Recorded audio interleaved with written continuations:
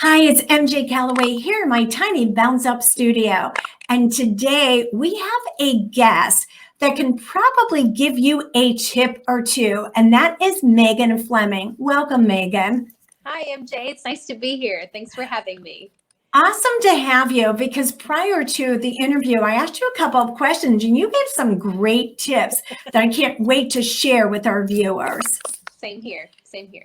Beforehand, I want to give you a little intro to Megan. Megan is a virtual bookkeeper who loves helping clients stress less, know their numbers, which we all need to know those numbers, and improve their bookkeeping related processes. She's thrilled to be a contributing author to the book 21. And remember, it is 20 WON, not 20, the number one. So again, so happy to have you, Megan.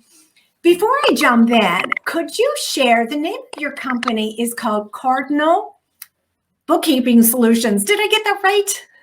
Cardinal Financial Solutions, but our tagline is Bookkeeping Made Easy. Okay, so I ended up switching up some names there. But where does the Cardinal come from? Well, being a virtual bookkeeper, you can work with anybody across the U.S. I tried to pull in where I am actually located. So I'm in Indiana, and the state bird for Indiana is a cardinal.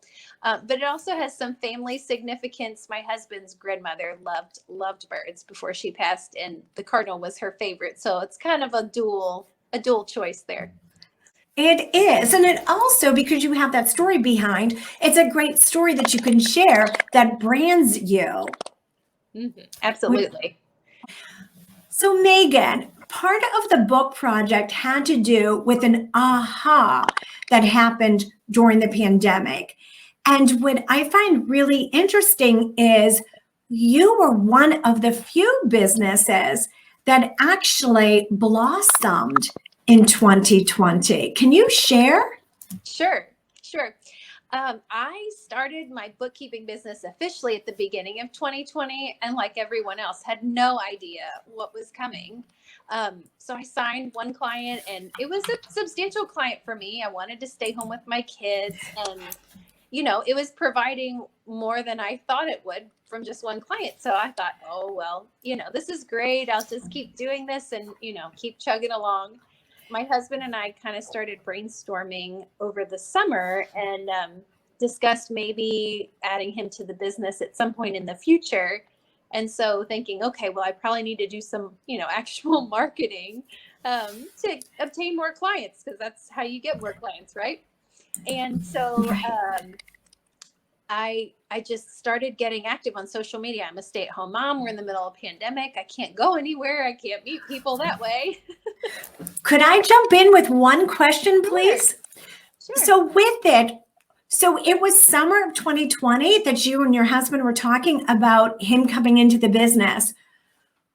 So are you talking about him coming into the business full time? Down the road a good bit, but yeah, that's the thought. That's crazy, because we're in the middle of the pandemic. You started a brand new business that's bringing in income, and then you're looking at your husband segueing into it. So how are you planning to do that? And also, how are you growing? Because you grew your business during 2020. Yeah. So in efforts to get started with marketing, we, chose an official name, formed our LLC, and really we got a website. So we have a good solid presence. But two, finding ways to connect with other people was kind of like, okay, well, how are we going to do this? And so getting connected to and engaging with people on social media has been a big piece of our marketing strategy. So right now, Facebook is probably our biggest place that we're present. And just joining groups of women-owned businesses and meeting people in those groups and leading to other groups, or meeting this person and they refer you to this other person, and just being active and engaged there, having a social media or a Facebook business page and posting things there that not only make me, a relatable human being like other people.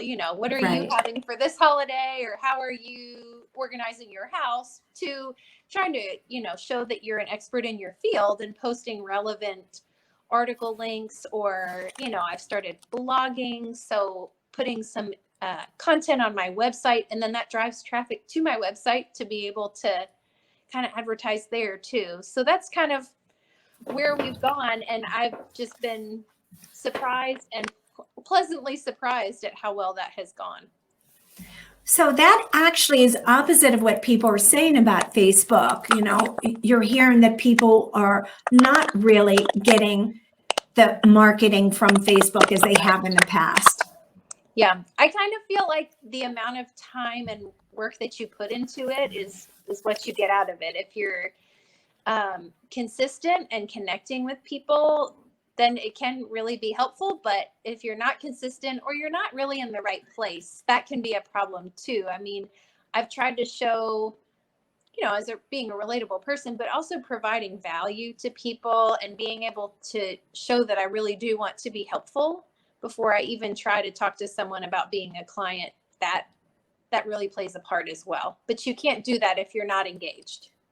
So how are you offering value when you're on Facebook or social media? Sure. So people always have questions about their books. Nobody went to school to do bookkeeping except for bookkeepers for the most part. So most people are kind of winging it, so to speak, with their books. And a lot of them do research and get it right. But a lot of times people have questions. How often do I need to pay sales tax? Where do I go to pay sales tax? What kind of records should I keep? How far back should I go with my receipts? Should I use a software? Should I use an Excel spreadsheet? All those kinds of things. Just being able to answer people's questions, without saying, and by the way, you have to schedule a consult because I answered your question. Right. But just answering questions and being genuinely helpful is a great way to connect with people initially. Oh, it sounds like you have a pretty good system down. We're working on it. I'm trying to be, consistent and find ways that really work for us. So one other thing I heard you say is you're doing a lot with women's groups. Can you explain how you've come across women's groups? So I'm a part of a large network of bookkeepers. For the training that I purchased and I'm a part of, there's a lot of, people in there. And so I've heard about some women's groups from other bookkeepers. But also, you join these women's groups and you comment, and then someone else comments and says, oh, and come join my women's group. So you go and you join that women's group, and not always joining doesn't always guarantee you find the right people, but you have to at least try and look. If you're in a group for a week or two and you find that it's not the right fit, you can leave the group. You can, turn off the alerts for the group, whatever you want. But just being open to go and searching and being present and, reading posts here and there and seeing if there are ways that you can provide value are really helpful. About how many groups are you in? Embarrassingly, I've lost count. It's probably the women business owners. It's probably between 10 and 20. I wouldn't say I'm active in every group, but it does help to have different audiences to be a part of. Absolutely. Sounds like a domino effect. You start with one, which leads to another and another. Yes, absolutely. So someone that for instance, someone that I met in a Facebook group, she said, hey, I'm looking for someone who's great with QuickBooks Online. And I'm going, yeah, that's me.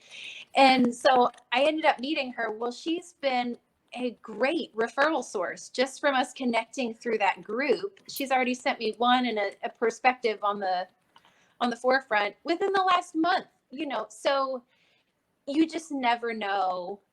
She's a fellow business owner and we have a referral, situation set up for each other. But just those things, you never know how they're going to pan out. And it's so far provided one and maybe two new clients within a 4 to 6 week period. So making connections and being steadfast in making those connections, you just never know what they lead to. That's for sure. Yeah. So what's one mistake you see business owners making? Well, I don't want to be tough, but people come to me for help because they make mistakes. I've seen a lot of them, but I think the most consistent thing that people are concerned about and they're not sure how to handle, and maybe they're not doing it, is they're letting their business run them instead of running their business. What I mean by that is a lot of people aren't paying themselves a reasonable salary on a reasonable time schedule. I can't tell you the number of consults and or clients that have said, I don't know if I'm paying myself enough. I don't know when or how often I should pay myself. I've been doing this for 6, 12, 18 months. And I really, I pay for expenses here and there, but I don't really know how to pay myself. And so we work through that and make sure that their reports look really good so we can figure out a good number for them. So that's what we work towards a lot. Yes, we need to pay ourselves. Yes, that's why you went into business, is to make income. Absolutely. So what would be a tip or two that you would give to our viewers? Yeah, absolutely. I would say the number one thing, and you'll probably be surprised as a big advocate for QuickBooks Online, is whatever you're doing, be consistent. So if it's, if you've decided that an Excel spreadsheet is working for you for right now, then keep using that Excel spreadsheet and be consistent with it. If you're tracking your expenses on one page and your income on the other, continue to do that, but also keep up with it on a regular basis. Which makes perfect sense. Absolutely perfect sense. So Megan, how can people get a hold of you? Well, the best way to find me and all of my information is my website at cardinalfinancialsolutions.com. There you can see what we're about. You can read blog posts. You can schedule a free consult and contact us however you'd like to.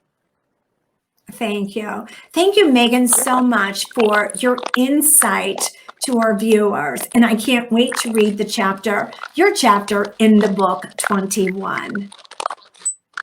Thank you. This is MJ Callaway signing out for this issue. And be sure to pick up your copy of the book 21. Until next time, make it a bounce up day.